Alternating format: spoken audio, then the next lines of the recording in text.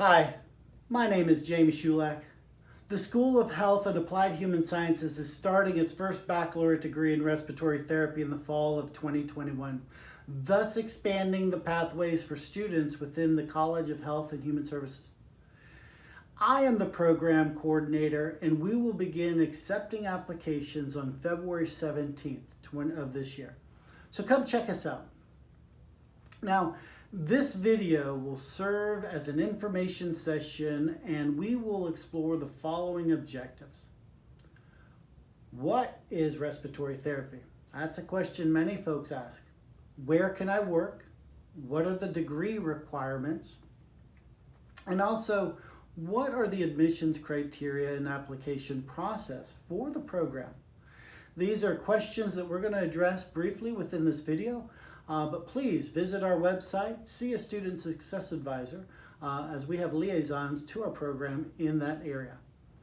Now, respiratory therapy is an allied health profession that employs individuals to work directly with physicians and alongside nurses, among other healthcare providers.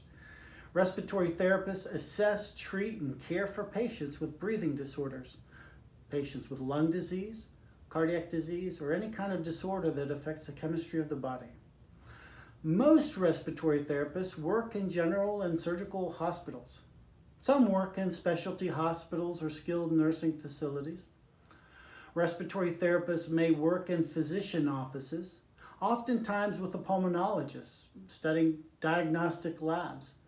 For example, pulmonary function testing and sleep medicine. Now, a small number of respiratory therapists may work at home healthcare companies. They deliver durable medical equipment through rental and leasing services. Careers in research or medical equipment sales is also possible for respiratory therapists. And there are other areas of employment that are available as well. Now, according to the Bureau of Labor and Statistics, approximately 129,000 respiratory therapists work in the United States. Now, the median annual wage is $62,500. The median hourly wage is around $28.98 an hour. Earning potential will vary based on the type of facility and the work you do, and the region of the country where you work. And those are important things to consider after you complete a respiratory therapy program. So this respiratory therapy program in the School of Health and Applied Human Sciences is the first entry-level baccalaureate degree in respiratory therapy offered in North Carolina. And that's something to be proud of. So for our first cohort, they will always be the first. Within the degree, you've got to complete 120 credits required. Now, 60 of those credits will come from university studies courseworks and the elective credits. The remaining 60 credits will come from respiratory therapy coursework in your junior and senior year at UNCW. The courses within the curriculum are designed to provide you with an introduction to practicing respiratory therapy. This is done through face-to-face or online lecture courses, laboratory courses, and clinical practice. The concepts learned in class will be practiced in lab to make you competent and confident in your work as you transition into clinical practice. The minimum criteria for admissions includes a 2.5 overall cumulative GPA and prerequisite courses that need to be completed that include Bio 201 and its corresponding lab, MAT 111, and Anatomy and Physiology that includes either EXS 216 and its corresponding lab or Bio 240 and its corresponding lab. The admissions procedures include 3 steps for you to follow.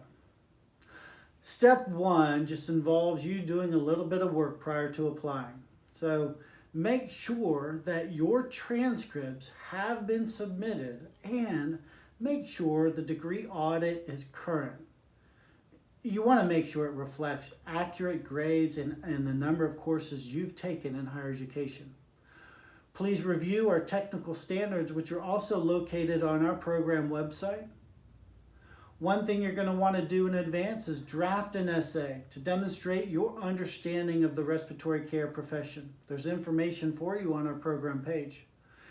Also, you want to identify why you want to major in respiratory therapy, and also outline a plan to complete your plan to complete the University Studies course requirements for graduation, if applicable.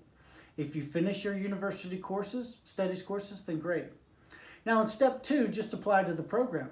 The application is free. It opens on Wednesday, February 17th, and is scheduled to close on March 12th. Now step 3 is the final step. This involves an interview with the final candidates, each of which will be notified after the application period has ended and all applications have been reviewed. Our primary interest is to ensure that each candidate has a full understanding of our program, the profession, and the part they may play if selected. You will find a scoring sheet used for ranking on the admissions page of our Entry into Practice program website. The points awarded on the scoring sheet fall into one of the following categories. Number 1, we're going to look at your overall GPA and apply points to that outcome. Your grades reflected on your degree audit for the prerequisite courses will also correspond to points earned. Points will be awarded for students based on the number of University Studies coursework completed. And that's important. A smaller number of points will be awarded for the essay that you write and the interview conducted for finalists. Now, this respiratory therapy program will focus on the student experience by shaping our academic home. And first and foremost, we will focus on the curriculum that you'll experience. The curriculum is rigorous. Like many healthcare programs, you need to learn a lot of stuff in a short amount of time. But it's designed to be supportive, and it will be challenging, but in a good way.